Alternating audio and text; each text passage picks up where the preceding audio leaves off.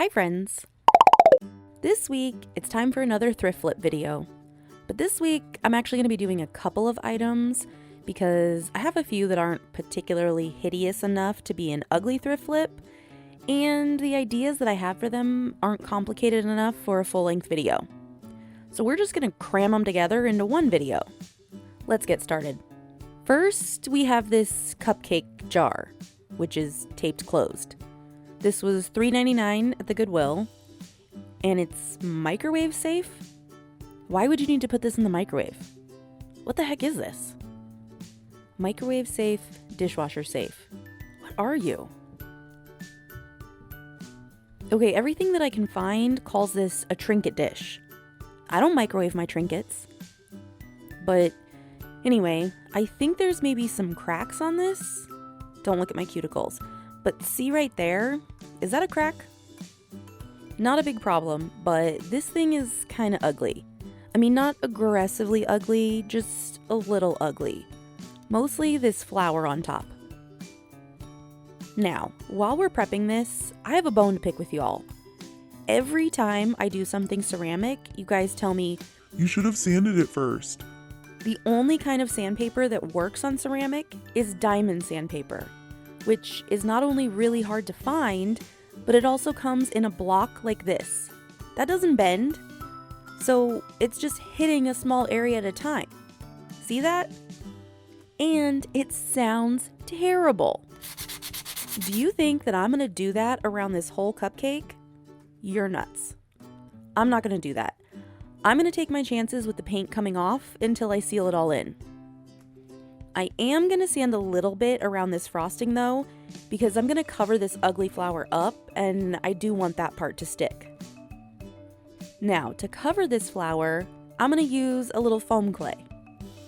Regular air dry clay would work, but I just like foam clay. And this foam clay is extra sticky. I had to rip the bag to even get it to come out.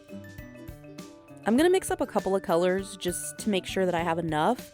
And I'm going to start with a little ball for a cherry. Then I'm going to make a little snake to make some frosting. This is a little bit tricky because I'm not covering all of the frosting on the cupcake, so I'm trying to sort of blend the foam clay down with the existing frosting. I'm just mushing it around and pushing it down until I feel like it's looking good. Part of the good thing about foam clay is that it's going to sort of self-correct and puff itself up a little bit, so I'm not too worried about there being any dents or fingerprints or anything. Then I'm just going to leave this to dry overnight and see if we need to fix anything tomorrow. While we wait for that to dry, we can paint the bottom. I'm going to throw on a coat of white gesso just to cover up that awful orange and to provide a little bit of grip for the paint. I'm going to be very careful around the lip because I don't want any of that orange to show, so I need to cover that, but I also don't want too much paint where the lid is going to hit. I'm going to varnish this at the end, and I don't want it sticking together. Once that gesso is dry, I can just throw on a coat of paint. And I'm just going with purple for this because I already had this color mixed up. And I was originally going to do blue, but I cannot tell you how many blue cupcake liners I've done by now, so I wanted to do something a little different. For the little stripes that are sticking up, I'm just going to go with a slightly darker purple paint pen. I told you this design wasn't going to be very intricate. After leaving the foam clay to dry overnight, it is still a little bit squishy, but foam clay never fully hardens, so I think this is good. There is definitely an obvious gap here though in the frosting, so I want to fill that in a little bit. I'm going to use this really thick glue. I could use fabric paint, but I feel like this glue will dry just a little bit faster. And this glue specifically says that it will fill in the gaps, if I can get it to come out. I gotta prop up this lid so that I can use both hands. I'm trying to keep this as mess-free as possible. Otherwise, I would just open the lid and slap the glue on. I just don't want to have to go back and clean up glue and sand it off where I don't want it. Then I'm using a wet finger to smooth over it. See how that kind of sort of makes the gap a little less? Then I just need to fill this little hole up here. Alright, it's not perfect, but it does look better than it did. So I'm going to let that dry and then we'll paint it. Actually, once that glue dried, I didn't paint it. I gessoed it first. Then I'm going to paint it a nice light pink. A pink that is left over from my many paint mixing attempts for my blobs. And that looks like a lumpy boob. So let's give it a nipple and paint the cherry red. With all of that done, I feel like that transition between the ceramic frosting and the clay frosting is still really obvious. So to disguise that a little bit more, I'm going to add a sort of drippy frosting drizzle thing with some white puffy paint. And this part was actually really fun to do, except for avoiding those peaks and when the paint bottle blows out an airy fart and splatters the paint up the cherry. But I got it done, and then I dropped the lid a couple of times to even the frosting out and pop any bubbles. While it's still wet, I'm going to add sprinkles galore. I want lots and lots of sprinkles. If you put sprinkles on a real cupcake, it wouldn't only stay on the drizzly icing, they would drop down onto the regular frosting too.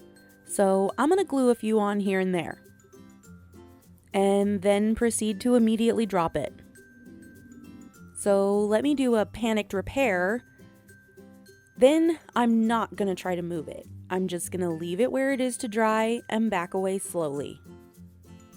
Now, the last thing that we need to do is varnish both the top and the bottom with a nice glossy varnish. And after 4 coats of varnish, this cupcake is done. You can see that the purple on the bottom did that weird thing that purple paint does sometimes when I varnish it, where it separates and gets these like pinky patches. I don't know why it does that. My friend David explained it to me once, but I don't remember what he said. Either way, it's annoying. But it is still cuter than it was before. I don't think that it's safe to go in the microwave anymore, but I definitely will still use this cupcake for my non-microwavable trinkets. The second item that we have is a pen holder, or maybe it's a vase. It's tall, it's some kind of wood, and there's 4 holes in the bottom. Yeah, I also got this at Goodwill. This one was just $1.99. I thought this was a pencil holder, but I don't know why there's 4 holes. Your pens and pencils don't really need drainage holes. I wonder if I look this up. I think it says Luma, so let's see if we can figure out what it is. Nope, I can't find anything on that one either. I'm usually really good at finding these things. I'm also not entirely sure this is wood. It's kind of shiny, like there's a coating on it, and looking at the edges of it, do you see that? See how it looks like a bunch of dots? Does that mean that it's something glued together? Who knows about wood? Is this wood? What the heck is this? Either way, we're gonna decorate it, so let's take off the price sticker first, and then we're gonna try to sand this. I'm not sure that it's actually doing anything, because it still seems kind of shiny, but something is coming off of it. Now, for this brand name, or secret message, or whatever this thing is carved into it, well, I don't want that there. So I'm going to try to fill it in. There is an actual product that is wood filler, but I don't feel like going to locate any, so I'm just going to use modeling paste. I'm just going to slap some of that on, kind of thick so that the words don't reappear if it shrinks down when it dries. Then I'm going to set that aside overnight. While that's drying, we can work on another part of this transformation. And for that, I need some gummy bears. Well, I need a silicone mold to make gummy bears. And some more foam clay. It doesn't really matter what color I use for this, so I'm just going to mix up a couple of different ones. And then I'm just sort of cramming this into the mold. The foam is going to rise a bit on its own, but I want to make sure to really get the clay smushed down into the face and hands part. I'm going to make a bunch of these in case some don't come out so great. I can always use extra foamy gummy bears laying around. I could also use some sort of plaster or resin for this, but I don't feel like dealing with all of the mixing and all of the mess. After I've made a bunch of smushy little bears, we can set that aside to dry overnight too. The next day, we're gonna go back to this cup vase thing. The modeling paste is dry, so now I can sand it down. I had planned to sand until the only paste left was in the letters, and then I could see the wood around it, but I might have gone a little too thick on the modeling paste.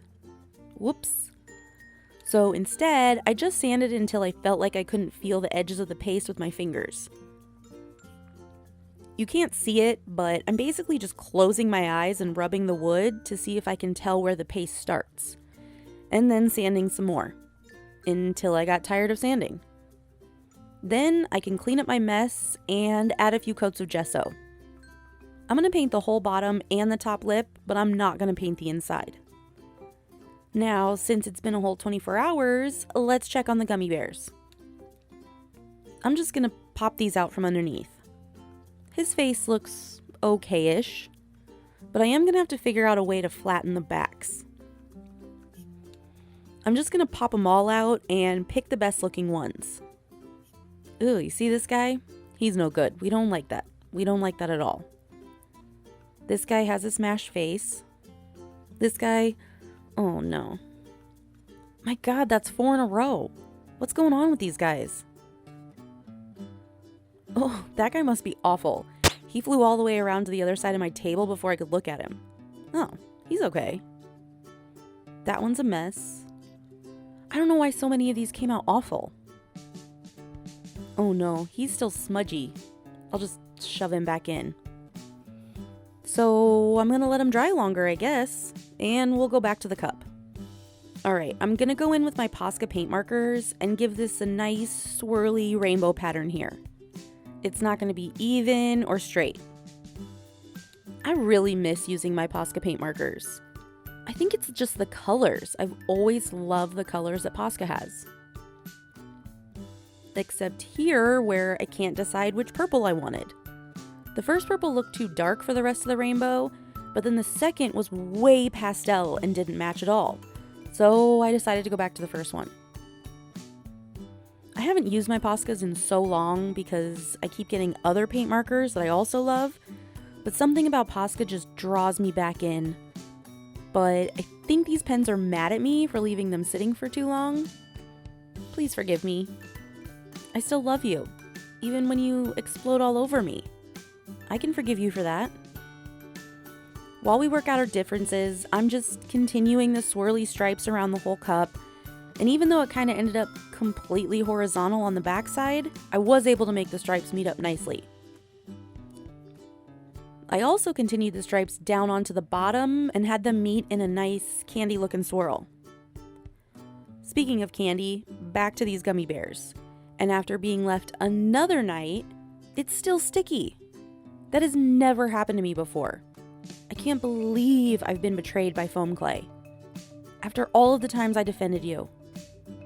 Ugh. Now what am I gonna do? Okay, I'm just dissociating and playing with this while I'm thinking. Alright, I know what I'm gonna do. I'm gonna fill these molds with hot glue. I'm gonna make a couple of rows worth, just in case they come out poopy. And I'm not sure if the glue isn't hot enough or something, but I really expected it to be more flowy. Hopefully these come out, because I did not plan extra time for crises. So a half hour or so later, these seem cooled off, so let's pop them out. On most of them, the front looks pretty good. There are a few blank spots where there were bubbles, so that kind of stinks, but I don't have time to redo them. And the backs are all a little bit of a mess. I wonder if I can trim the backs to be flat with a box cutter. Ooh, maybe if I heat up the glue, it'll be easier.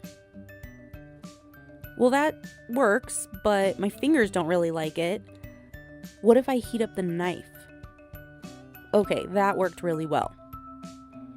My silicone mat didn't appreciate it too much though. Whoops. So then we just need to paint these, or color them. That kind of makes the imperfections a lot more obvious, but that's fine. We're gonna go with it. Once everything is painted, I can glue the bears onto the cup.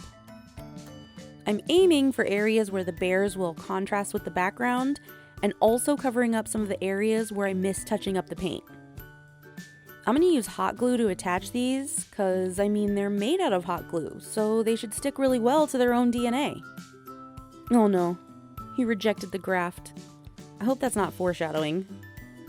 Maybe the glue just wasn't hot enough yet. Let's just pray, because I'm gonna keep going. Once the glue cooled down, nothing fell off, but I am gonna be pretty gentle with this first coat of varnish. I'll make it a little bit more thicker around the bears on each subsequent layer to maybe help them stay on. And after 4 coats, here it is done. I am so happy with this one. I have no idea what it originally was supposed to be, but it's going to hold pens or pencils or maybe paintbrushes, long and cylindrical things. Look at how cute the gummy bears are! So that's both of my quick thrift flips. Do you like these sort of simpler projects, or do you prefer the more drastic makeovers? What do you think? Thanks so much for watching, and I'll see you next time.